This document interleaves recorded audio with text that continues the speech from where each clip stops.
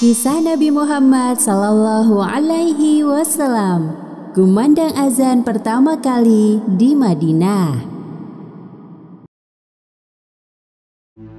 Tahun pertama Rasulullah Sallallahu Alaihi Wasallam tinggal di Madinah, terjadi perubahan dalam jumlah rakaat sholat 5 waktu. Awalnya jumlah rakaat sholat hanya 2 rakaat, kecuali sholat maghrib 3 rakaat. Namun kini jumlah rakaat sholat zuhur, asyar, dan isya bertambah menjadi 4 rakaat. Sedangkan jumlah rakaat sholat subuh tetap 2 rakaat dan sholat maghrib tetap 3 rakaat. Sebagaimana yang disebutkan oleh Sayyidah Aisyah radhiyallahu anha dalam hadis riwayat Bukhari nomor 3935. Pada awalnya sholat itu diwajibkan 2 rakaat. Kemudian setelah beliau Shallallahu Alaihi Wasallam hijrah, sholat diwajibkan menjadi 4 rakaat. Hanya saja ketentuan sholat untuk orang yang shofar seperti ketentuan sholat sebelumnya, yakni 2 rakaat untuk sholat yang 4 rakaat. Perubahan tersebut langsung diterapkan oleh Rasulullah ketika menjadi imam sholat di Masjid Nabawi. Beliau tegas dalam perkara ibadah yang sangat disukai oleh Allah Subhanahu wa Ta'ala ini. Sholat berjamaah merupakan simbol persatuan umat Islam yang memiliki pahala 27 derajat. Seiring bertambahnya jumlah kaum muslimin di Madinah, Rasulullah merasa kesulitan dalam mengumpulkan mereka dalam satu waktu sholat. Selama ini, kaum muslimin akan berkumpul di sekitaran Masjid Nabawi apabila telah masuk waktu sholat. Lalu imam akan memulai sholat ketika sebagian besar jamaah telah berkumpul. Namun tak jarang ada beberapa orang jamaah yang tertinggal sholatnya. Jarak antar rumah yang saling berjauhan dan minimnya alat komunikasi menjadi penyebabnya. Keadaan ini lama-lama mengusik ketenangan kaum muslimin. Suatu ketika, beberapa dari mereka mengeluh kepada Rasulullah.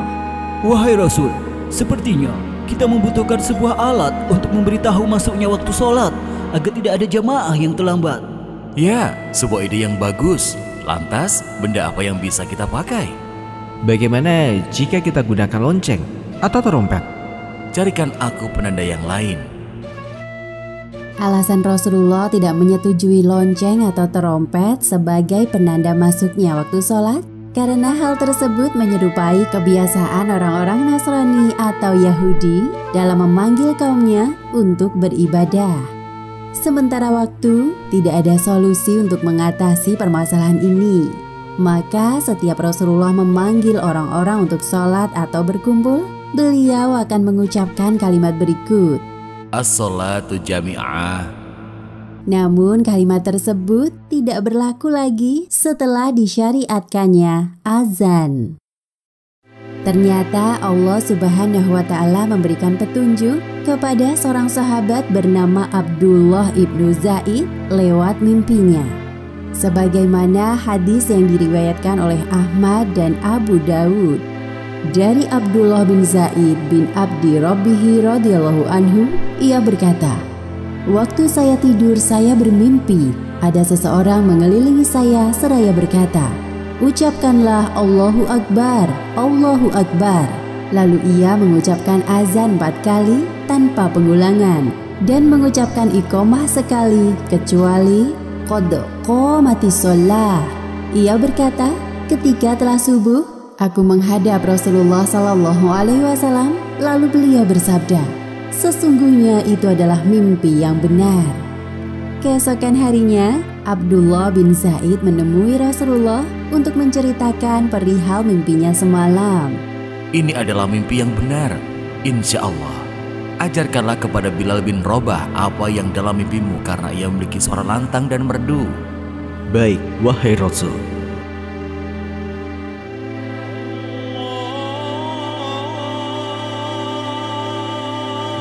Kala itu siang hari, ketika Umar bin Khattab yang sedang berada di rumah mendengar lafaz azan yang dikumandangkan oleh Bilal. Lalu Umar buru-buru pergi menemui Rasulullah Sallallahu Alaihi Wasallam. Wahai Rasul, Sungguh, aku telah melihat dalam mimpiku apa yang dilihat oleh Abdullah bin Zaid. Alhamdulillah. Sejak saat inilah Madinah menjadi negara pertama yang mengumandangkan azan di dunia. Selain Bilal bin Rabah, muazin Rasulullah selama di Madinah adalah Abdullah bin Ummi Maktum, seorang buta yang telah mengubah sikap Rasulullah dan menjadi sebab turunnya surat Abasa ayat 1 hingga 16. Demikianlah akhir kisah kumandang azan pertama kali di Madinah. Hikmah yang dapat kita ambil dari kisah ini: pertama, azan merupakan syiar Islam yang menandakan masuknya waktu sholat. Kedua, hendaknya menghentikan segala aktivitas ketika azan berkumandang seraya menjawabnya.